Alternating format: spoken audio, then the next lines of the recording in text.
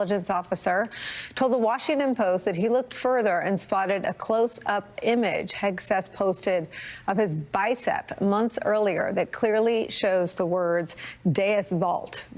Researching the phrase online, Ackers found that it was a Christian battle cry from the First Crusade in the Middle Ages. God wills it. Though the phrase remains in use among some ordinary Christians, especially Catholics, Ackers said his research showed that it had become popular with the Proud Boys, Three Percenters, and other extremist groups that participated in the siege at the Capitol. Ackers posted the photos to Twitter, which led the D.C. National Guard's head of physical security to warn that Hegseth could be a, quote, insider threat. Post adding this, quote, as he was about to be deployed, Hegseth received a call from his superior officer ordering him to stand down rather than report for duty for the inaugural events. According to Hegseth, his removal from the mission shaped his views of the military. Once more from the Washington Post, quote, he has cited the episode in asserting that the military in which he'd served in 2 wars abroad and during riots at home following the death of George Floyd had become dangerously woke. Hegseth did not respond to the Washington Post when they sought comment.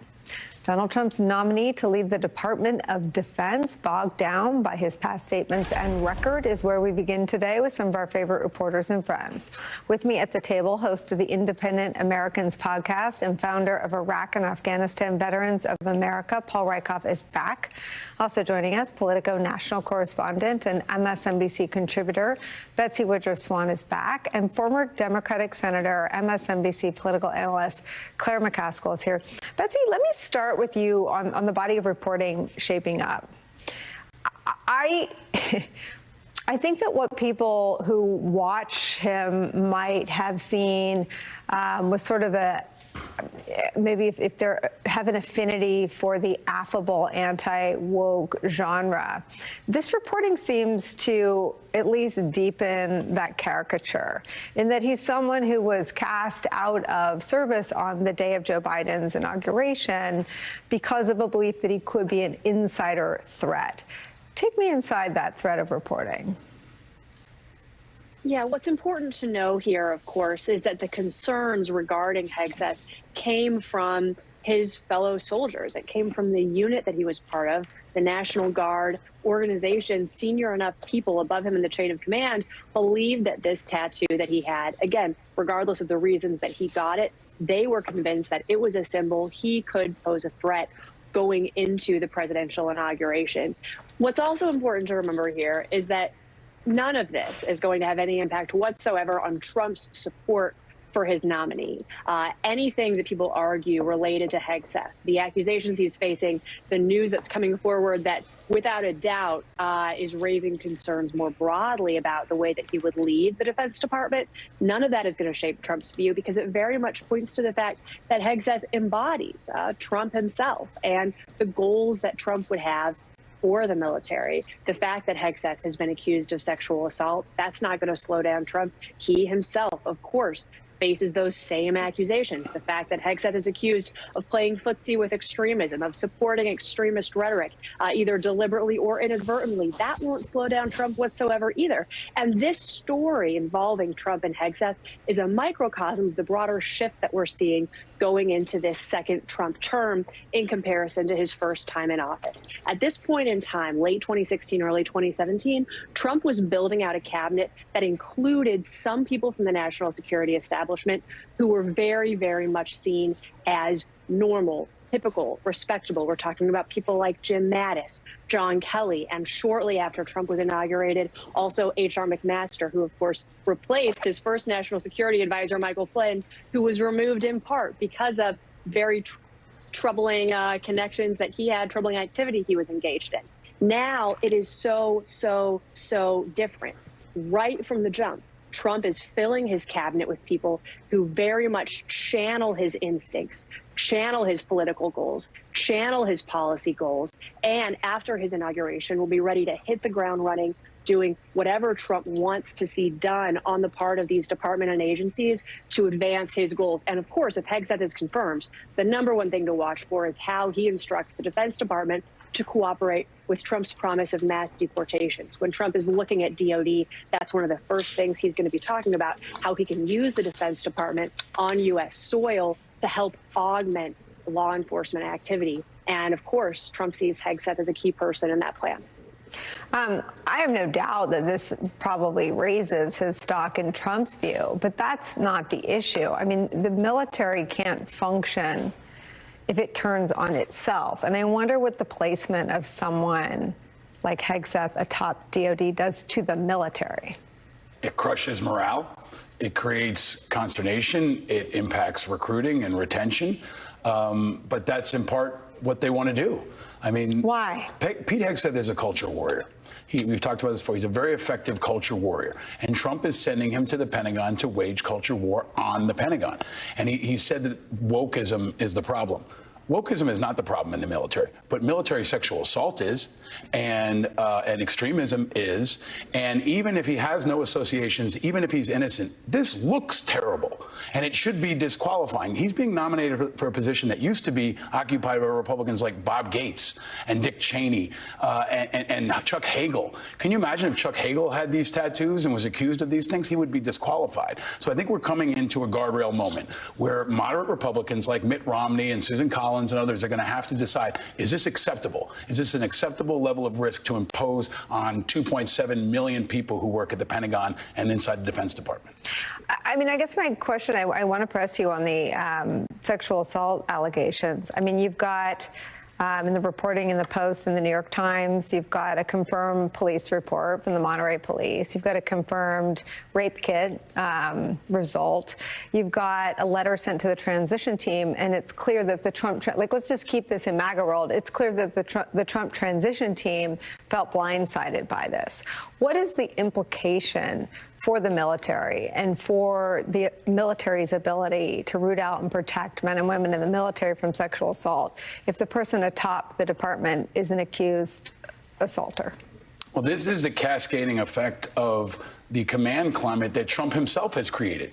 We said that these were the things that should disqualify him as commander-in-chief. The voters thought otherwise. Now he's placing people who are going to echo that kind of command climate. These are all chips off the old block right here. I mean, that's true across the board. And he's also got a very radical pick for VA secretary. So they're going to be bookend culture warriors attacking both the DOD and the VA simultaneously and trying to meet in the middle in a way that satisfies Trump's goals. But keep in mind, we've got women in combat right now. They are forward deployed in places like Syria and around the world, and they have to trust the people who lead them. And how can they honestly trust a person like this with this many allegations? And even more importantly, a person who says he wants them out of combat roles. We can talk about his personal issues. We can talk about disqualifying, but the policy issues are also very important. He wants to remove women from combat roles while they are actively serving in combat roles. That's something that not only Trump is going to celebrate, our enemies will celebrate. Vladimir Putin, North Korea, they love to see this kind of disruption in our military while we're trying to keep things warm and settled around the globe.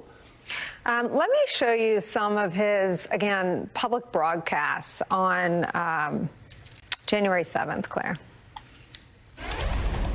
See, these folks on the lawn, and there were more than I'd ever seen. These are not conspiracy theorists motivated just by lies. That's a bunch of nonsense that people want to tell us. These are people that understand first principles. They love freedom and they love free markets. And they see exactly what the anti-American left has done to America, indoctrinating our kids, opening our borders, canceling individuals, totally censoring entire viewpoints, all the double standards that exist in our country right now. I mean, my first thought was he knew a lot about the insurrectionists on the 7th. It took the Department of Justice years to learn all that about the people that were there. But this idea that insurrection is justifiable because, quote, the anti-American left has done this to America, indoctrinating our kids, opening our borders, canceling individuals, totally censoring entire viewpoints, all the double standards that exist in our country right now.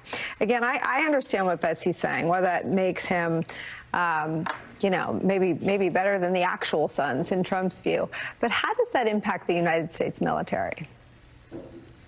Yeah, but we're at this interesting moment where we have somebody who's been elected president who, instead of trying to find people who are competent and qualified to run some of the largest and most complex organizations in the world. Keep in mind, the Department of Defense is almost $1 trillion budget. 3 million personnel around the globe, all kinds of complexities that are involved in understanding, not just who's woke and who isn't woke. And by the way, taking down DEI does not make anything happen in terms of military readiness. It doesn't make any difference going forward. So what Trump has done, instead of finding really good, competent people, he's found people who will tear down these institutions, not build them up, not run them, not make them work for the American people. But he's convinced his voters that the way forward is to tear down the institutions of America that protect them, the military, law enforcement. That's what he has done. And that's what this guy says he's going to do. And by the way, I can't wait until he talks to the Israeli defense minister about women in combat. Mm-hmm. There's primarily a woman battalion in the Israeli army that took on Hamas extremists in October of 2023. Mm-hmm. These women took out 100 Hamas militants in battle. I can't wait for him to lecture Israel about how woke they are, where women are required to serve in the military, and they've been serving on the front line since Israel was born. Yeah, I mean, the contradictions, you can almost hear the interview already. Well, not those women, just the woke. I mean, I want to follow up with you, Claire, on the allegations of sexual assault. This is the New York Times reporting about the memo sent to the Trump transition team. Quote, the memo said the woman who was referred to as Jane Doe was 30 at the time and was working for the organizers of a conference in California where Hegseth spoke. It said that Hegseth was with 2 women at a bar after his speech when Jane received a text from the women saying that Hegseth was getting pushy about taking them upstairs to his room.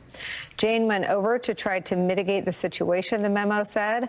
The 2 other women left, and from that moment on, the memo said, Jane did not remember anything until she was in Hegseth's hotel room, and she had only hazy memories of being there and then stumbling back to her room. The next day, she had a, quote, moment of hazy memory of being raped the night before. She went to the hospital and was tested with a rape kit, which revealed the presence of semen, the memo said. Hegseth's lawyer, Timothy Parlatore, said it was a consensual encounter and gave a very different version of events from the memo sent to the Trump team. Claire, your thoughts? Well, my first thought is the fact that he didn't reveal this to the transition team in this process. That says mountains about his judgment. How do you be considered for this particular job and not reveal that at the point in time you're being interviewed? The fact that this blindsided the Trump transition team tells you all you need to know about this guy's character. Not good. That is not what you expect from someone who is leading a Defense Department where you're asking men and women to die for their country. And you can't bother to explore the fact that you paid off someone to stay quiet about a sexual encounter. And the idea that he is now trying to trash this woman, why did he pay her if he done nothing wrong? Why did he pay her off? That makes no sense. So it is really unfortunate that we are where we are now. I'm with my friend Paul here. I think there will be, especially on the Armed Services Committee. You've got Rounds, you've got Deb Fisher, you've got